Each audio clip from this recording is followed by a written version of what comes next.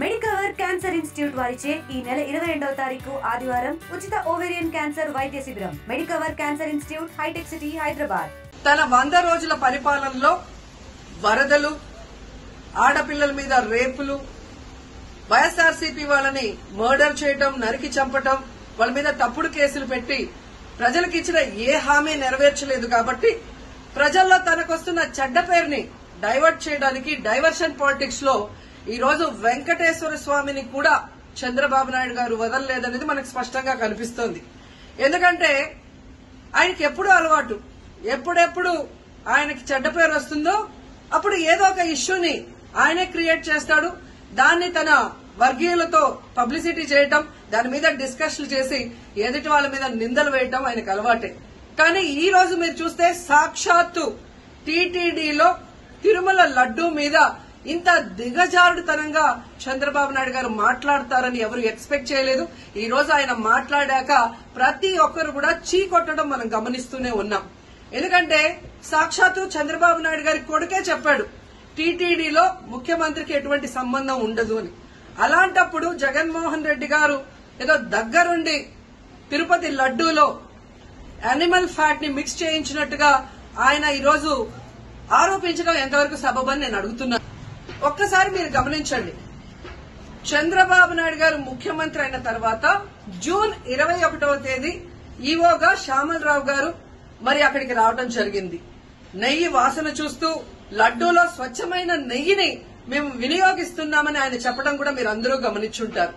July 6వ తేదీ, 12వ తేదీ 2 సార్లు ట్యాంకర్లది టెస్ట్ చేయడం జరిగింది.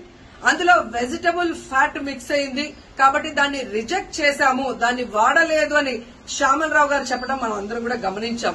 అలాంటిది 2 నెలల తర్వాత ఇప్పుడు చంద్రబాబు నాయుడు టీటీడీకి సంబంధించిన దాన్ని టీడీపీ ఆఫీస్ లో ప్రెస్ మీట్ పెట్టి ఇలా యానిమల్ ఫ్యాట్ కలిసింది అని ఒక నింద వేసినప్పుడు దాన్ని సమర్థిస్తూ మళ్లీ శ్యామలరావు గారితో ప్రెషర్ పెట్టి ప్రెస్ మీట్ పెట్టించి ఎలా మాట్లాడించారో మీ అందరూ కూడా గమనించారు.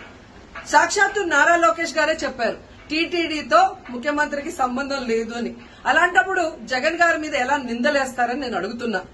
ఈరోజు మీ ప్రభుత్వంలో మీ ఈవో ఉండగా మీరు టెస్టింగ్ చేసిన మిల్క్ లో వెజిటబుల్ ఫ్యాటా ఇంకో ఫ్యాటా ఉంటే దానికి బాధ్యత ఎవరు? శ్యామలరావు గారా, లేదా ప్రభుత్వంలో ఉన్న చంద్రబాబు నాయుడు గారా, లేదా ఎవరు టీటీడీ బోర్డులో ఉన్న మెంబర్సా? సో ఇది ఒకసారి మనం ఆలోచించాల్సిన విషయం. అంటే ఈవో గారు తాను జాయిన్ అయినప్పుడు ఏం చెప్పాడు, ఈ రోజు చంద్రబాబు నాయుడు ప్రెషర్ పెట్టాక ఏం చెప్పాడు అనేది భక్తులందరూ కూడా గమనించాల్సిన విషయం. రెండవది మీరు చూస్తే చంద్రబాబు నాయుడు డైవర్షన్ పాలిటిక్స్ ఎప్పుడూ చేస్తుంటారు.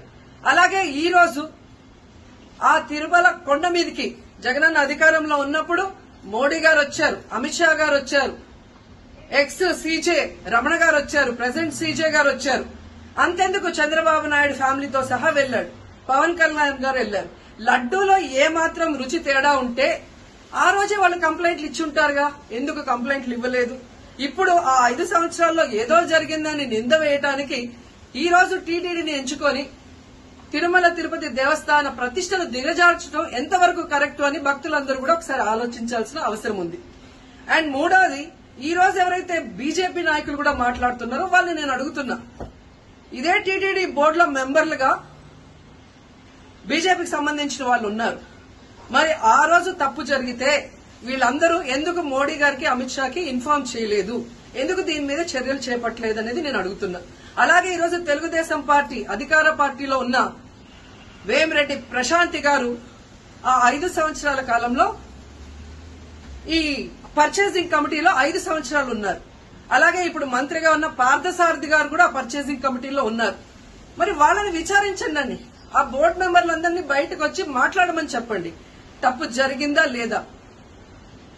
ఈరోజు ఇంతమంది గొప్ప గొప్ప వాళ్ళు తిరుమలకు పోయి లడ్డు తిన్నా జరగని తప్పు వాళ్ళ పర్చేస్ కమిటీలో ఉన్న వాళ్ళు జనసేన పార్టీ, తెలుగుదేశం పార్టీలో చేరిన వాళ్ళని మాట్లాడకుండా కేవలం జగన్ గారిని టార్గెట్ చేసి మాట్లాడటం చూస్తే రాజకీయ లబ్ది కోసం తిరుమల పవిత్రను భ్రష్టు పట్టిస్తూ ఈరోజు చంద్రబాబు నాయుడు చేస్తున్న నీచ నికృష్ట రాజకీయాలు అందరూ కూడా గమనించి ఆ చంద్రబాబు నాయుడుకి బుద్ధి చెప్పమని కోరుకుంటున్నా. ఇక ఫైనల్ గా తనని ఎవరు నమ్మరు అనుకున్నప్పుడు పవన్ కళ్యాణ్ గారిని ఫ్రేమ్ లోకి తీసుకురావడం చూస్తున్నాం.